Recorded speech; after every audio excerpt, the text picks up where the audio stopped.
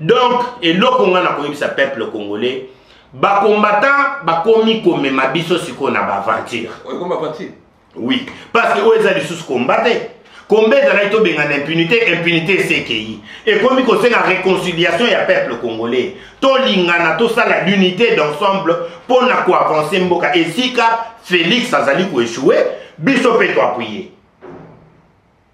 Et si ka Félix asala ki moi boye, to zongisi e moto.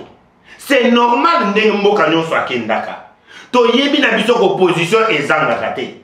Si vous commencez à vous mettre à la place d'opposition, koboya moi, oyo muninga azali kosala, là je suis pas contre, c'est normal. Mais so komi impunité ya muninga congolais, parce que déjà tant que tozali na kati ya mboka ya Congo, tozana ba ministère nyonso ndeko nanga. Tout le ministère doit fonctionner. Ministère à culture. Ils ont bloqué. Mais ils allaient bloquer la diaspora. Bah, na diaspora. Kofi Olomide a 250 musiciens à la diaspora. Ouais, mais ma bango bavandaka awa. Mais yebisanga. Au moins, ba musicien on a d'accord, ya koya ba musicien bele bavanda na ndako bango lia semou. Bazan a besoin d'évolution. Mais bakosala musala na sens nini ba yekola musala te ba yebi musique. Musala neza musique ndeko nanga. Yo babe masombo, soko yebi musala oyo yebi. Sala musala na yo. So mbongo na yo eza ya yo na bana no richesse na yo bomengo na yo nyonso. Mais okoki ko intoxiquer un peuple qui est né, qui est fatigué. Il y a souffrance au Yamoni, nous allons pas na biso ba bazali ko kufa, ba nzaleza par pas na biso, ba frontière eza inondée et pas ba étranger, balkanisation baza ko luka balkanisation mboka, tozali ko bunda pona ko bengana yango, ko bengana impunité, ko bengana ba kabila wana, yonde konangai, oya awana poto obanda même ko nyoko na peuple ou azali na besoin quand même ensemble, nous devons travailler ensemble. Laissez les autres vivre leur vie. Mouninga soki nzamba pambolié, to pesier chance. Donc ça Nathalie bien dans le discours que Rambo il fallait pas benga ba combattant. Non mais ça inutile pour un univers au père d'abatane ya ko benga ba combattant. Nous sommes là biso to ba petit na ye. Biso to ndimi ke musique il faut ezonga na poto. Biso to zali écoute. Au moni na kati ya France. To yebi banani na banani bana diloba. Moi je suis ici en France, na yebi tous ceux qui parlent, na yebi tout le monde doit na ba yebinga. Na yebi ke ceux qui conseillent ko beta. Ceux qui ko beta, ceux conseillent ko beta te na kozala très bien informé. Mais conseil à Kofi et ko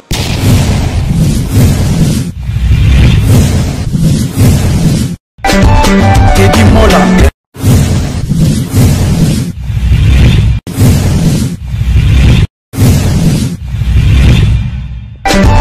Teddy Mola. Vanilla Teddy Mola du José de Vandagon. Teddy Mola. Teddy Mola.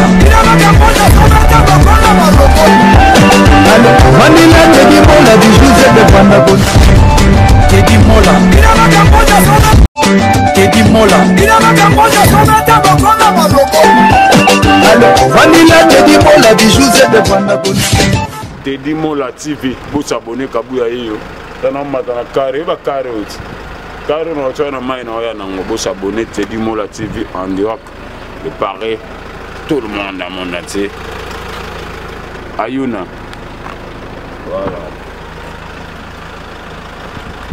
Mbula do mbula, contre mbula beta. Non ata anima ba te père, de regarder final. Teddy Mola TV vous abonnez toujours. Jean Balmos. Tout va site ignorant se vous s'abonner. C'est na biso pesa, c'est ça ba sengabi, Teddy Mola TV. Chat.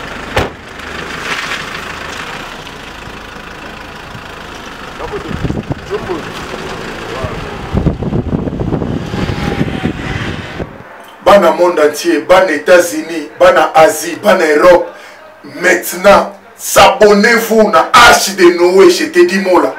Et l'ingoloba aux lions, aux léopards, aux nyamanyos aux sportifs, aux musicien ozali comédien ozali pasteur Arche de Noé le micro Arche de Noé Teddy Mola né et le ngolo bazo kipete na banzinzi na bafulu bakota sama benga bango tokuta na kata Arche de Noé et pour na mutute et tout na mutute Teddy Mola Arche de Noé Teddy Mola l'excellence Teddy Mola le faire savoir au moins de bomeli pema maintenant mbango bandi.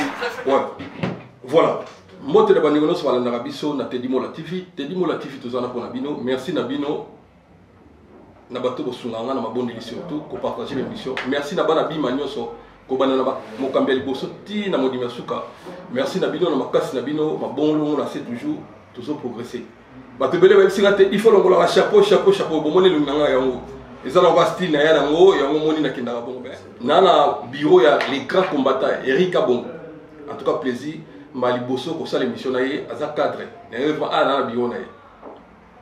Et puis la Seigneur merci Koko Fongola Biro na Koko Tsanga ko ça l'interview parce que aza compatriote aza combattant bokoyo kaye commentaire ça les athées tout sur les makambo les garamboka ozalaki nazalaka combattant ozalaka combattant déjà d'abord comme travailler aza combattant sikoyo ayo koloba eta ke compatriote bande ko tuba Hollande biso bato ko banadine kina la Bruxelles ba Karine Ditou na Londres Massamba Kinwani l'envoyé spécial du chef de l'État Massamba Kinwani appelle son mot merci.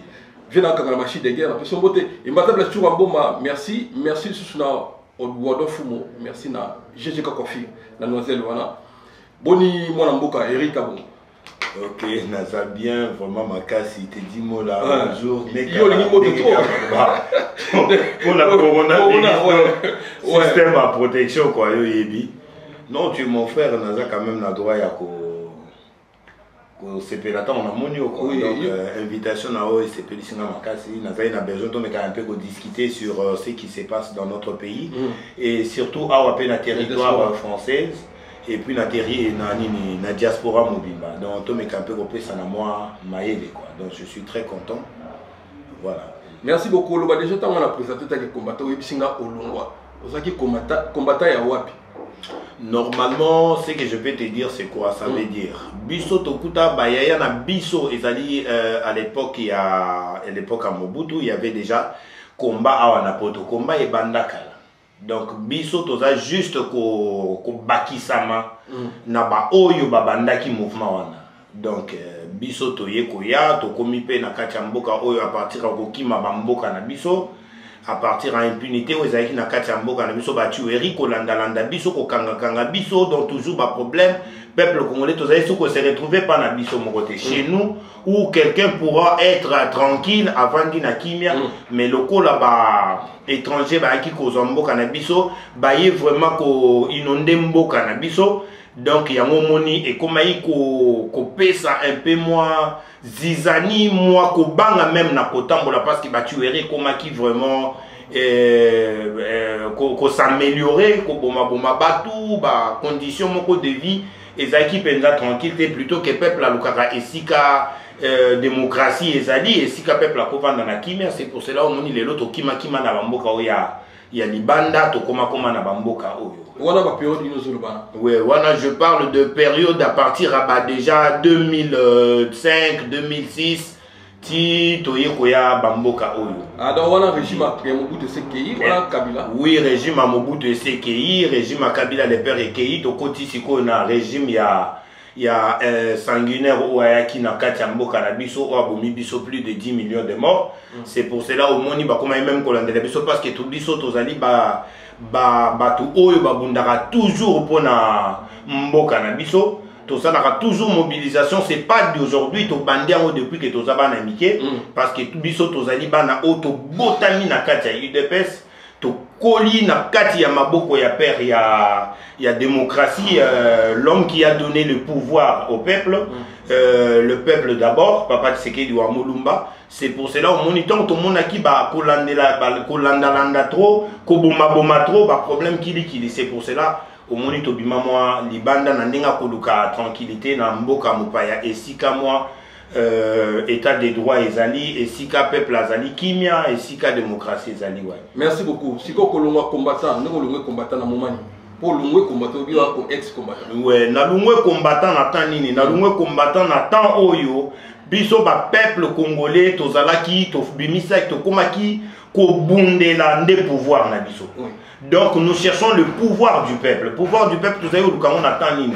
On les cherchait tango sanguinaire ou bandi comme mamboka na des bandades comme mamboka na kacha libulu. Directement nous sommes révoltés biso batunyo bato libanda. To telemaki to zale ko bundisa impunité ko lungwa ko luka moyen nini ya ko écarter Kabila na kati na biso. Donc écarter clan wana nyonso ya Kabila na gouvernement na yana ko boma yango ko longola yango yamoni biso nyonso na diaspora to telemelaki yango. To telemelaki yango to bande ko sala ba marche to zali ko linga même pas lelo na kati ya mboka oyo que ça soit mutu nyonso azali ko soutenir gouvernement ya Kabila aya na kati ya mboka oyo ko lakisa biso qu'est-ce qu'il est ou bien manifestation mo yango moni to bande ko kanga même bakanyama oyo ka to kanga bakanyama oyo ka déjà première comment on dit président et assemblée nationale il y a assemblée nationale oyo ka déjà ba trouble pe ça na gare du Nord. Je pense qu'au Yebi yango tout ça là et comme qui jusqu'au point ya kitozo panza même ba concert donc musicien mon côté manakati mbo côté a tombolu musapi a lobi ke ngai na yeko beta concert au stoppa qui tout était stoppé parce que tous a besoin ya pouvoir raison na maboko mona mboka ndeko nanga na 2018 tant déjà makambu il y a élection en 2018 et bandi. Tout le monde était à monaki ngai nazalaki combattant tozalaki koluka mwana mboka azo pouvoir donc opposition azo pouvoir opposition sikoyo azu pouvoir nazomona pourquoi tena continuer ko bundisaka ko bebisaka ko salaka ndeko nanga mabe plutôt que tozali na besoin ya tobenga na impunité lokola Kabila sakei peuple a commis na indépendance naye peuple a vu pouvoir naye état de droit et continue à Katiamboka. Le président est en train de travailler dans de bonnes efforts malgré que Mboka Ezala qui n'a pas choqué l'économie en Mboka par terre. Bakonzi o bayaki o bazé ko travailler na Kabila, ils ont tout volé.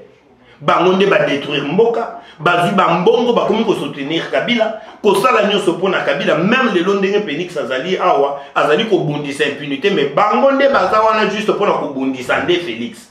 Bakomi kolunga ba destituer Félix na pouvoir parce que bango ba monaki coalition et linko laksa ke pouvoir eza divisé à deux. Mais tant que bayebi o ezali politique te batu ebele ndeko mona bango na gouvernement ya Kabila wana batanga na bango te.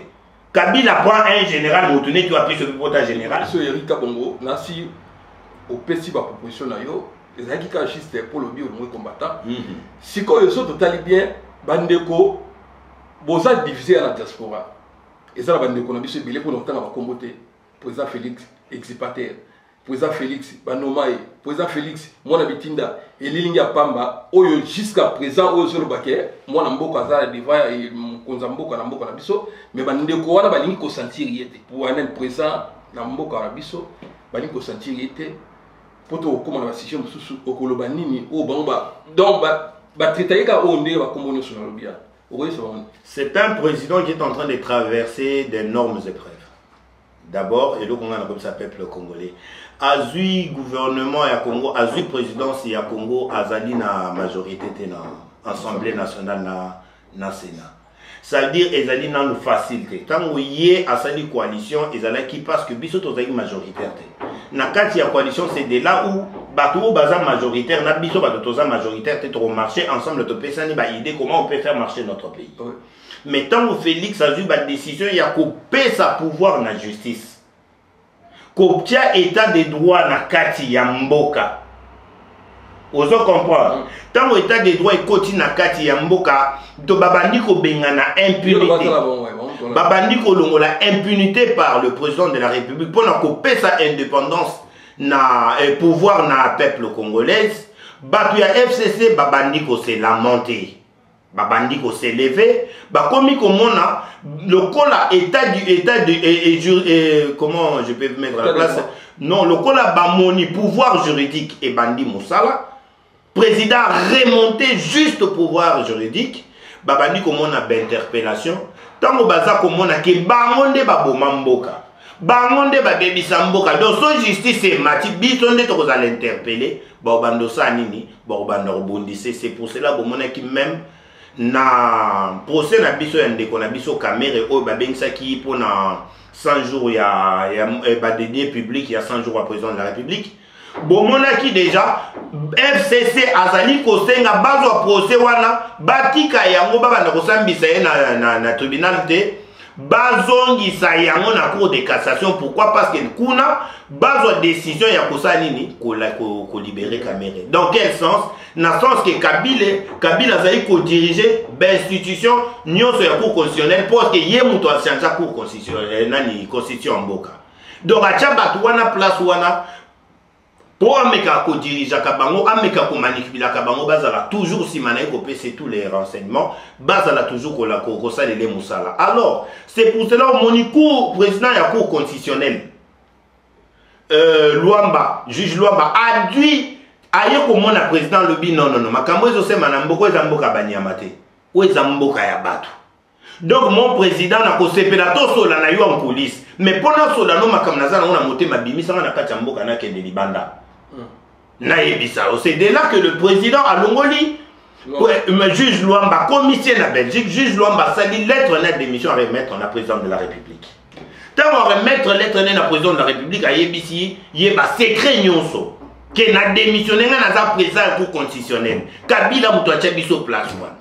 Donc voilà batanta, voilà balinga babomu, voilà balinga basalo boy, voilà tout a dévoilé tous les secrets et avant la Belgique. À partir à eloko na bino mo bomona ki moto peli. Peuple congolais na tue sabino que pour le pouvoir revient au peuple congolais na sens nini. Botala lelo po bomona ki tolongola image wana ya ke Félix azali manipulé, que Félix bachaye kocha o nyoso uti koloba mon frère. Ezali o bango balobaka. Donc ezali babiloko moko batu bazali koloba parce que on n'a pas l'unité d'ensemble to l'unité peuple congolais. Parce que to l'unité totala ka marche ya moto. Lelo bozo mona Chadari il est recherché. Bakomi koluka ye pona batueri ya bato Kasai, ba fausse commune, bato Kamwena Nsapo. Il est recherché le loi azate na kati mboka tozoka bamsusu azana Angola, bamsusu aza partout. Par-ci. Peuple congolais, nous devons nous lever to fungola miso pona likambo. Donc merci beaucoup de Goric pour fils de temps. Pour l'Oloba donc le président Félix soit incarné pouvoir dans la République. Il est en train de faire de tout son mieux pour que les pouvoirs reviennent au peuple congolais. Le président Toyebi ke mboka na biso peuple azali affamé, peuple azana nzala. Biloko akolia ne peuple aza kozela. Peuple aza kozela misala. Peuple aza kozela banzela efungwama. Peuple aza kozela tout ça la mon frère. Pona makambo nyonso ani salema ezo senga nini, il faut na biso moko ba peuple to bengana impunité. Le président abanda kosala musala lokola pesa ki pouvoir na peuple congolais a chaki 100 jours na ye na misala na marche na sens que atonga ba école atonga ba école banzela efungwama agriculture ekota na kati ya mboka ba ministère nyonso esala musala na bango. Mais vous avez vu quand même wazali du recap na ye oyo ya linga ba travailler ba sali marche ya bitumba oyo ya président son na ye ba wuti ne musika. Mais bomonaki quand même oyo ezalaki muyibo ebimi na kati ya relation na bango à détruire à détruire nyonso a yibimbongo ya l'état boyoki delo bandako ya ba militaire nyonso parce que militaire nyonso lingaza na ndako na ye aza kozwa biloko akolia aza kozwa traitement gratuitement. Je pense que traitement va continuer kozwa yango parce que président a eu engagement ya ko pesa tout le militaire ya Congo na ba policier nyonso bazwa traitement gratuitement. De ce côté là ça va, mais bandako na bino o boyaki koyoka lelo problème à Jamal na Ndeko Vital Kamere. Donc c'est pour faire voir au peuple congolais que tokutaki mbongo ya tokutaki caisse ya l'état ezalaki ya kobonga budget ezalaki te peuple biso ba congolais tozana besoin ya président moko alingi na biso alingi mboka na biso azo comprendre mboka na biso. Tozana besoin bazwa mupaya bache la biso te parce que mupaya tango zoya azo na objectif na ye azoya na précision na ye ezali kozwa minerai ya mboka kobimisa minerai mboka. Mais tozana na poto mutu a toi la liberté d'expression, liberté à opinion mutu na mutu. Oui. Merci beaucoup. Mais na ngi tozonga na cadre net oyo. Est-ce que les bakanga musique na poto osaki bien parmi batwana bien au idée les qui malamu pe pona. Ouais, je te dis que idée wana nazala qui kwapuyango très fort et puis je suis parmi batu oyo ba combattant oyo ka ba kombo na bango do so tangi na poto a o tangi tous les combattants oyebi ba otangi lo kombo na nga. Mais nga na yo ka te oui, ça veut dire que cause la peut-être au monde na nga mais oui ba kombo na nga te. C'est normal. Mais bango batanga nga na koye ba yo to solo na TV. Oui. Bo bango batanga Eric Kabongo moko boye na makumba na ba action batanga te o lekuta mabete oya. Oui, non, mais toza wana te pona ko sala publicité à mutu. Même moi je ne fais pas la publicité de personne. Nga na za a pona ko sala publicité à mutu te combat na biso za ka moko. Toza ka justement na besoin ya ko benga na Kabila na kati ya mboka ya Congo. Tolinga Kabila te parce que kokota Kabila continue à pouvoir et na tuerie ba bandika ko boma. Moi j'ai perdu mon nom na kati ya Kombo et na kati ya non na kati ya présence ya Kabila na kati ya mboka. J'ai perdu bandeko na nga ebele. Basana mais tant ozo yo kalikambo ya ba chebe ya tout ça là ozo mona ngo likambo plat. Ministre Mfuta c'est mon oncle propre. Mfuta ba bomaye c'est mon oncle propre. Jusque là on a des procès aux Akolanda. Vous comprenez? Nazana bande konanga bakufi na tan Kabila. Pourquoi na voté les manas? Si moi aussi j'étais déjà poursuivi dans cette histoire. Na présence ya Kabila kana katamboka j'étais poursuivi mbenako za na nazara te. Mais tant on a zoya na mboka mopaya na ye na mboka neta diaspora. Est-ce que toi tu penses que je suis content d'être ici? Ba faire on na zo sa na kati ya mboka ya Congo awa na sala ngote. Ko gagner ou to gagner na mboka na biso awa to gagner ka bongote. Tu dois comprendre mon frère. Un bon Congolais, un homme qui aime son pays, ou son pays est dans son sang, doit voir, doit braquer l'œil sur le Congo. Yango moni na aka na kati ya mboko na kota na badesio na sadera na kati ya association to bunda po na mboka ya Congo to bandaki koboya Kabila. To sala ba marche partout na ba Belgique, to sala ba marche partout ti a to boya ba concert, to panza to sala tout possible. Maintenant to komi na moment oyo au moins na mboka jusqu'au pouvoir. Pour la nini séparation. Au lieu de nous unir, de former une unité d'ensemble, de faire avancer notre pays, to lingana, to tambol ensemble, aux hommes na ba misusu bazaka kopé ça ba message ya mabe ya kofinga ya koloba mabe ya moninga. Plutôt nous devons l'appuyer parce que Sota Libert Félix il fait tout ça parce qu'à l'Inimboka naye. Félix a croyé qu'on soit pouvoir sans que ça la coalition wana parce que sans coalition na l'Assemblée nationale ni na Sénat. Donc c'est-à-dire que le Bamani a ce pouvoir et c'est ce que le peuple congolais attendait. To sambela kanzambe muto to ko benga ndenge nini. To mona ki atingama biso lokola sonzo. Merci beaucoup.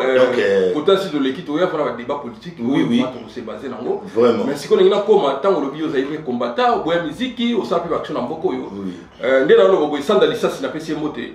Et les autres vendredi, dimanche passé, 4 montants qui ont fait le midi, on a fait moté jusqu'à aller. A Bengaï pour na koluka numéro, il y a combattant Babé Masombo. Pour Asolo, on a Bango, na Makambo et la musique.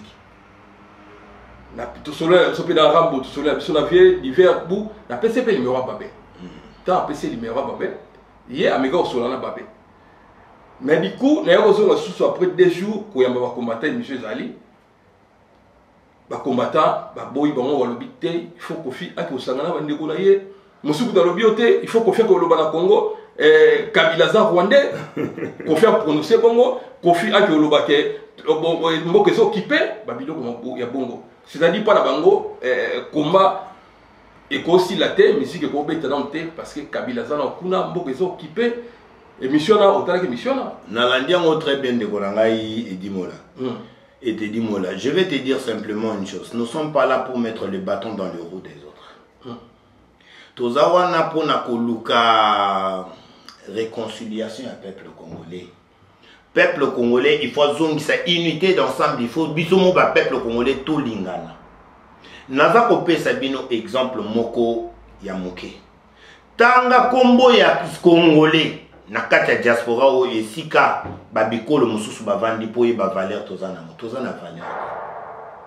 Toza le peuple moko bakoma komona biso loko le loko pamba.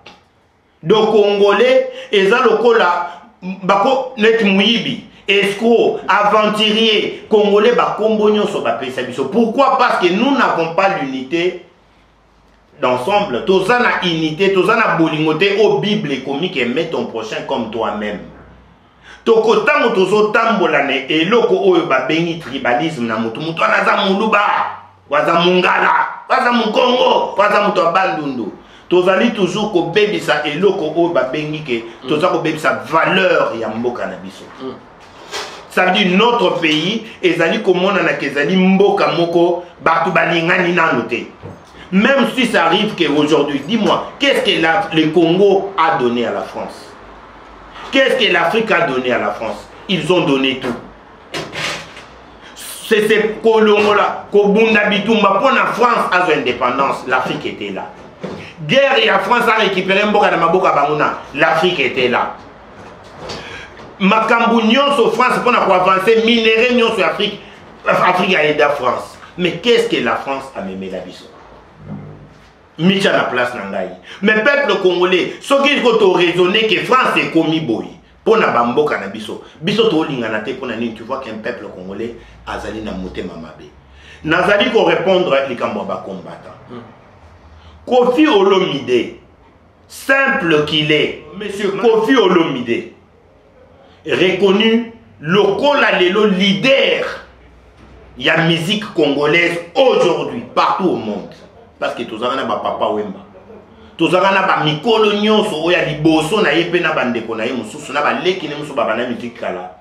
Mais il a bimi parce que a sali ou a pesi mboka na biso valeur na misu ya monde entier.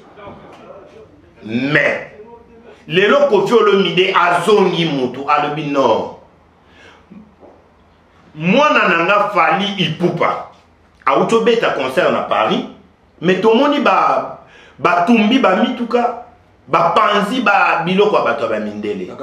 Donc nazonga mutu na benga ba combattant to vanda po eloko bongo sele na concert na ngaite. Donc a bengi ba combattant comme auto yebisanga pona landa ki émission non ndenge ndeko nanga babe masonga zoloba. Alobi pasenga babe masombo passer bango babe masombo ba sololi. C'est juste pour me se réconcilier là ba combattant à beta concert na ye et les cadambon et difforme. Parce que le pouvoir est zoni na maboko ya mwana mboka. Mais lelo oyo, tango tozo tala siko réponse ya bandeko na biso ba combattant, ozo mona ke mboka na biso tozaka ka bato te, tozana na bolingwa bomoto te. Tozo yebelo ko tozo lukate. Yango nazali ko yebisa peuple congolais. Nazali ko benga pe ko yebisa peuple congolais, nyonso ya diaspora. Bandeko na ngai.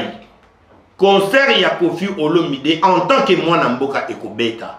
Azana droit même pas ya kobenga ba combattant nini baza divisé. Peuple mokonzi ba kenda epai. Tozwa ki ba image na bango dernièrement bango na ba babe masombo bitumba. Babunda bakabona peuple mokonzi baza côté mususu ba babe. Expliquez bandiko peuple mokonzi banane banane. C'était l'ensemble ya ba combattant. Bango moko ba fungola ba kombo na bango. Basala bakombo na ba peuple mokonzi koma ba misusu ba babe masombo pe bakoma ba côté na bango ba combattant ya e mususu donc ba bokecho baza mususu ba odombo baza mususu donc ba combattant ko Kofi Olomide okoya ko benga 50 000 combattants pour négocier bango nini o négocier na bango pour na nini. Non, tout ça c'est nul. Et simba eza na valeur nanu te. Ayo benga bango pour na force ni. Arena wana ezali na niveau ya arena wana yo ya kosa la trouble place wana. Baba bien un placement stratégique tout ça va périph Nanterre wana tout wana otangi kombo nanu ya Nanterre. Donc s'il y a une contrôle place contrôle et ça la makana France que batia ba caméra partout donde ko coach za identifier eza Nanterre aux otanga. Donc, et là, on a un peuple congolais, ba combattant, ba komi comme ma biso siko na ba aventure. Oui, parce que eux ont sous combattre.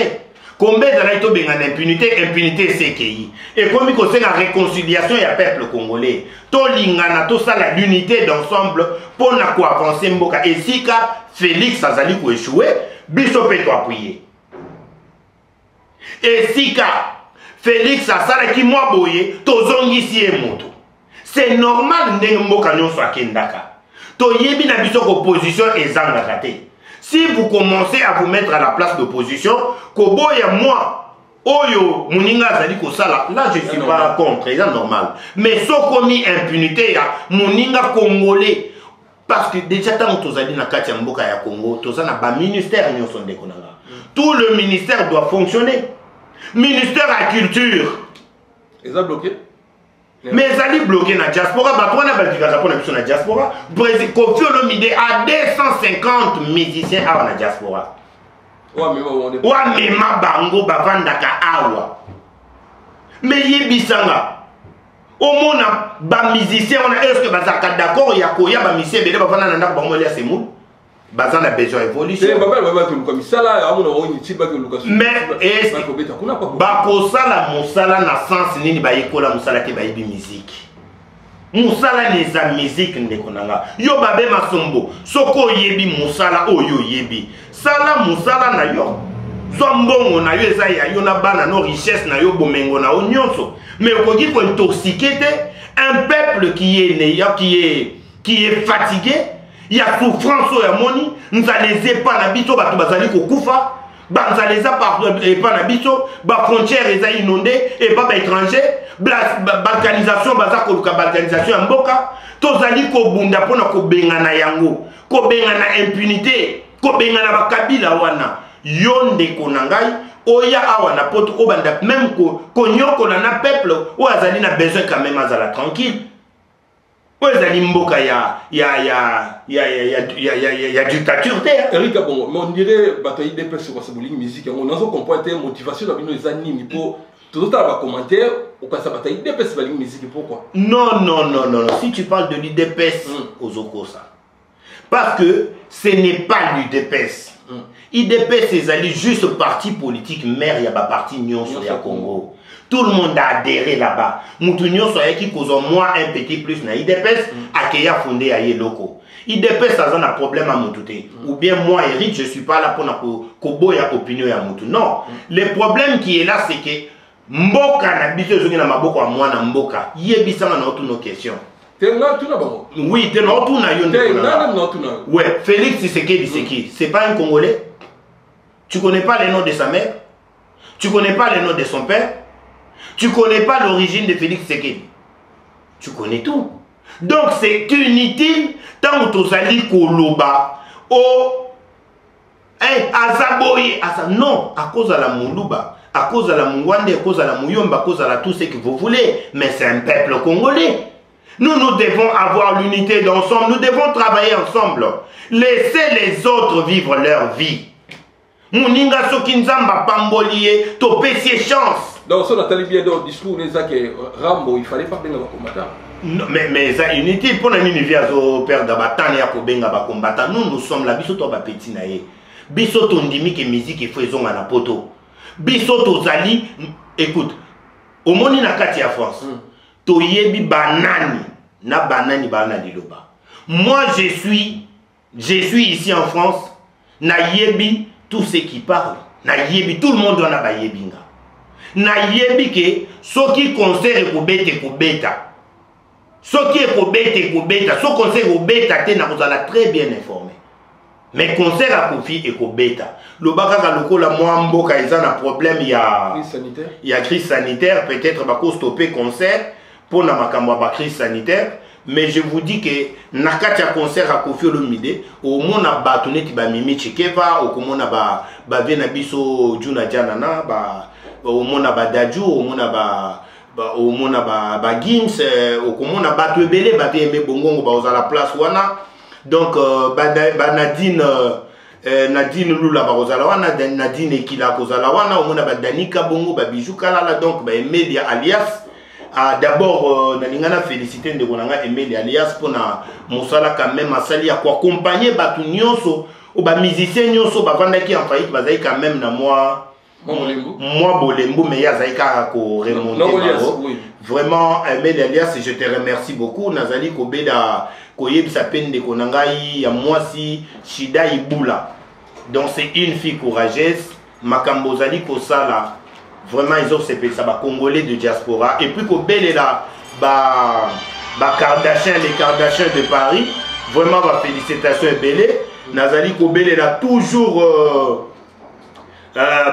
neti pasteur nanga Miko Bachika, donc nazali kobenga ba Willy Ngongo kobelela ba Makaya, donc au côté Château Rouge moni Makaya vandi, donc on a besoin d'informations sur Makaya dans nos kitina c'est ndeko nangai donc mais nazo édition ba tout on a besoin musique ezonga Malim Bachika na mono tangi passer Miko Bachika na oui ozokoma ba Makaya baza wana okuta ba tuneti ba maître Makumba na ici c'est Paris les Kofi baza wana bazo c'est la Kofi aya donc ba bien nga Pierrot Leblanc l'homme sage l'homme humble Pierrot Leblanc sans oublier venanga Dike Mupanzi donc makambo ezokende makasi ba ndeko ba otala bino ba fanatique Rambo ba meloman o ba musique précaution bozo parce que bango wa ça ba mécanisme bango ba périmètre ba tali bino siko to limiter za makambo ndenge lekana ba fali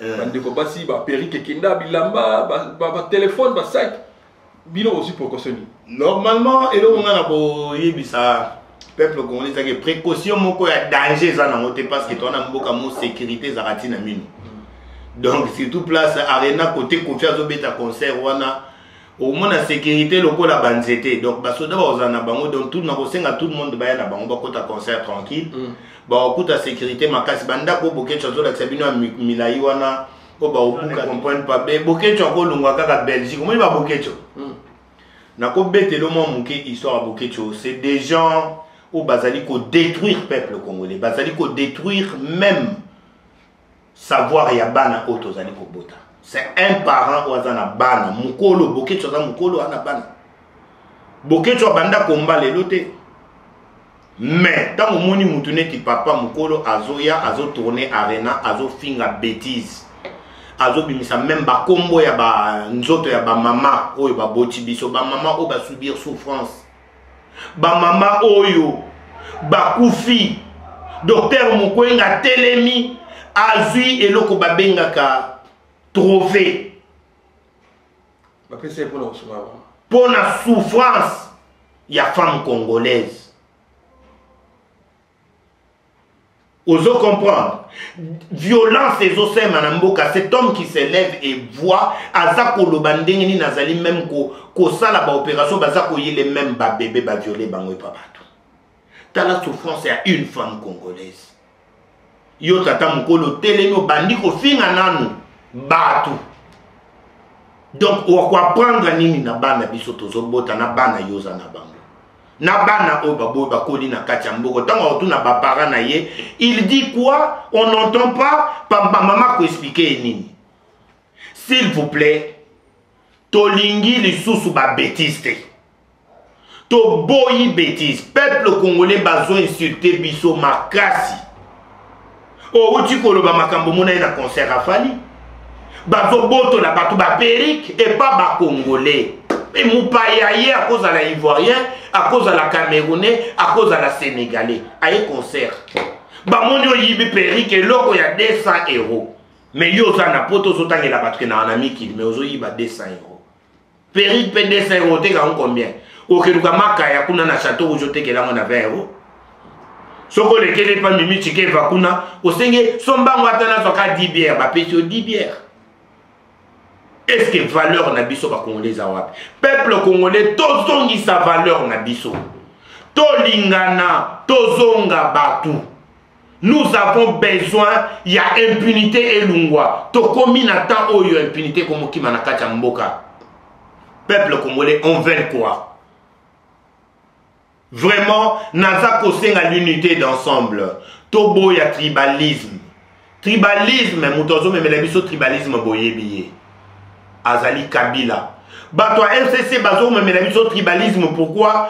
Parce que ba mesanya ki na muibi. Tant ba moni état des droits eye, pouvoir juridique et koti na mboka. Bato wana bakolinga yango te. Bako banda ko luka toujours ko tia ko tia toujours ba baton na ba roue na marque ya ko déstabiliser pouvoir moninga.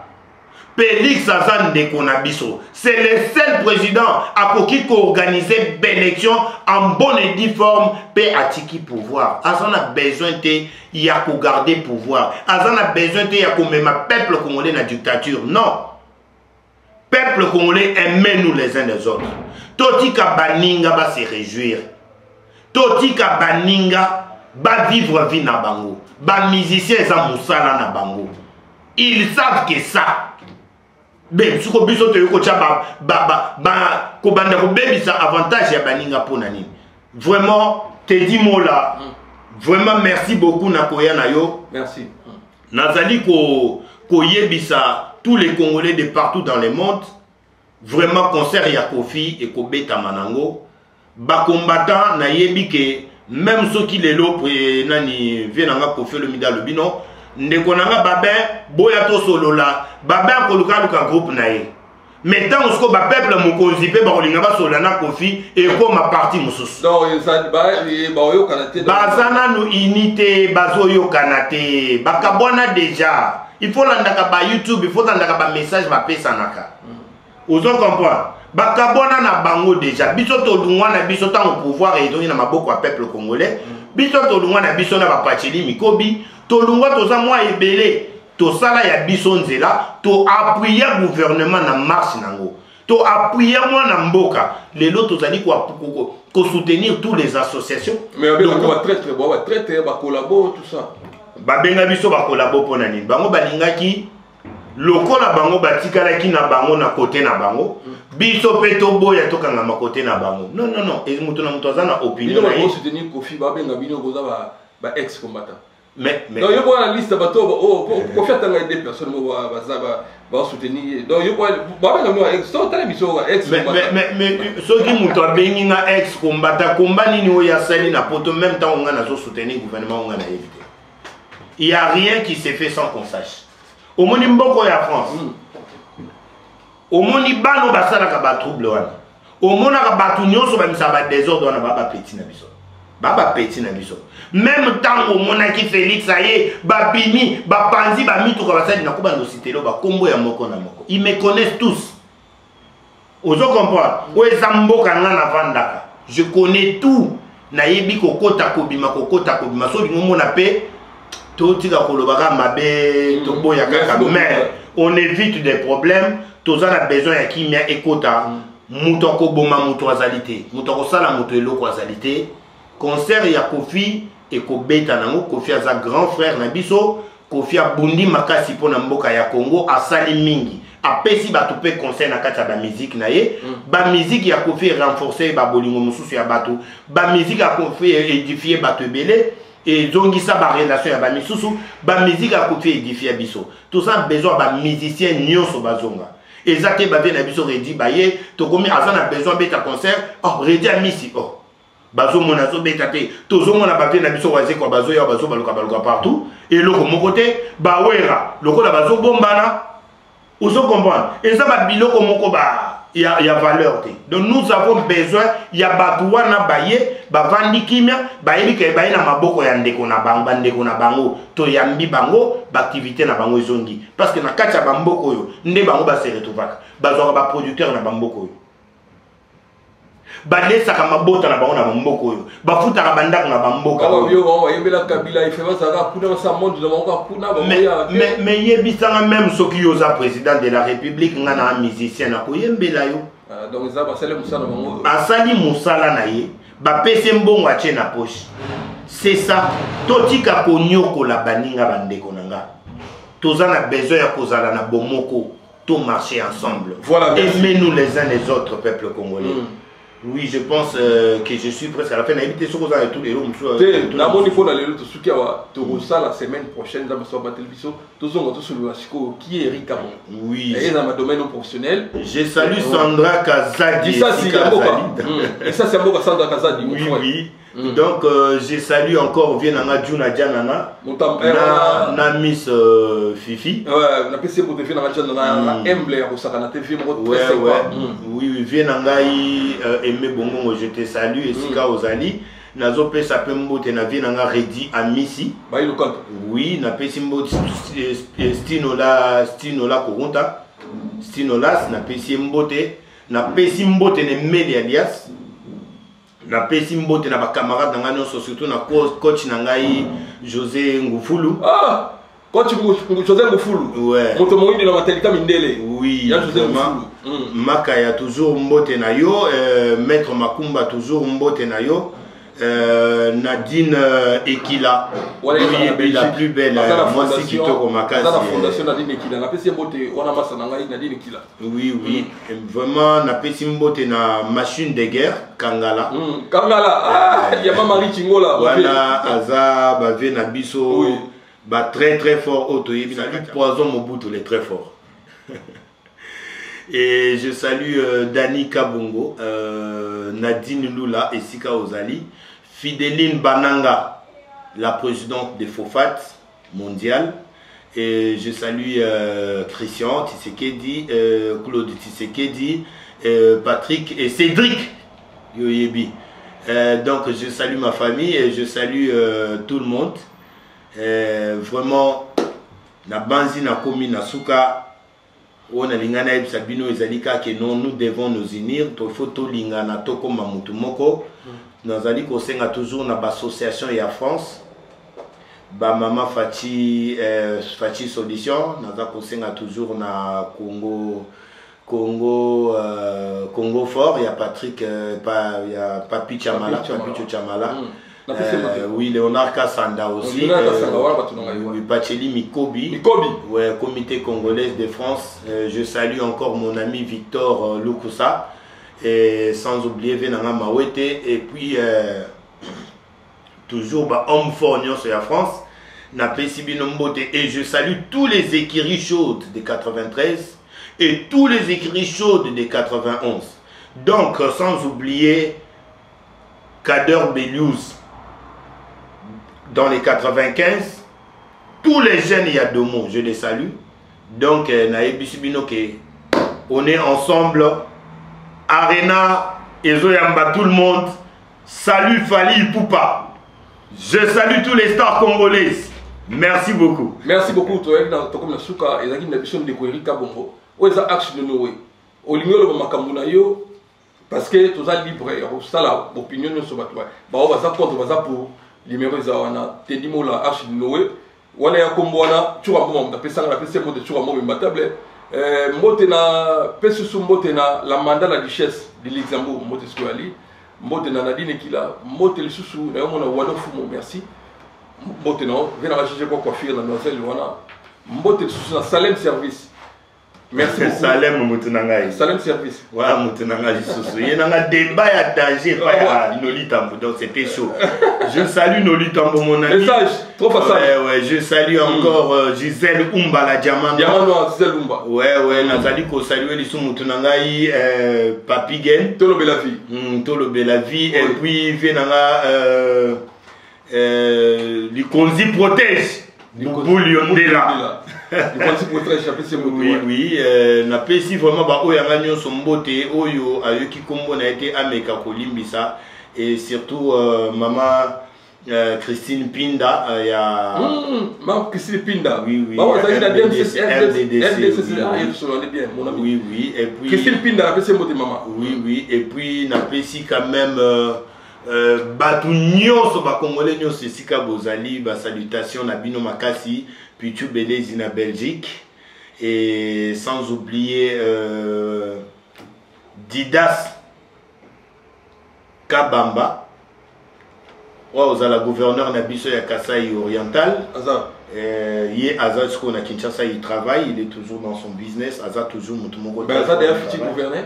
Aza futur gouverneur parce qu'Alingaza la gouverneur mais ndekona biso maweja Junes siko na bi auto récupérer pouvoir donc nazali kopesa mbote na Dani Mukendi et puis na Lumu Kamba sans oublier Calvin Calbino famille Niembwe famille Fonchi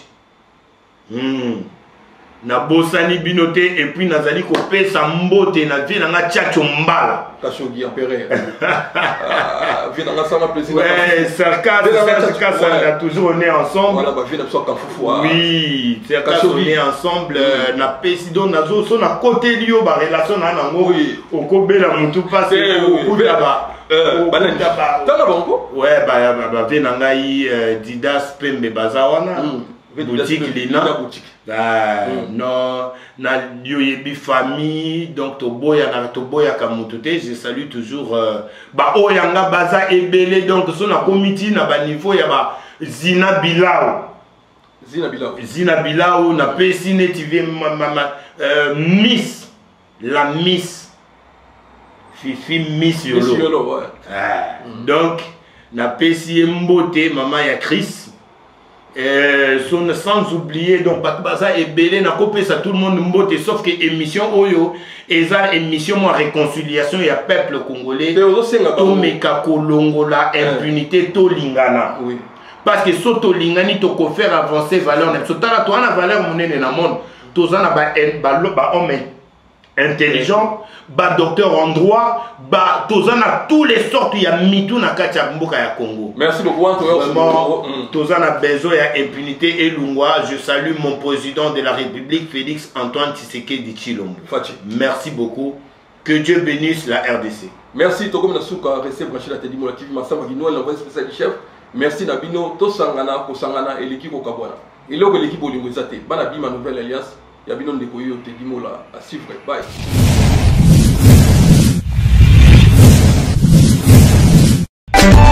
Teddy Mola.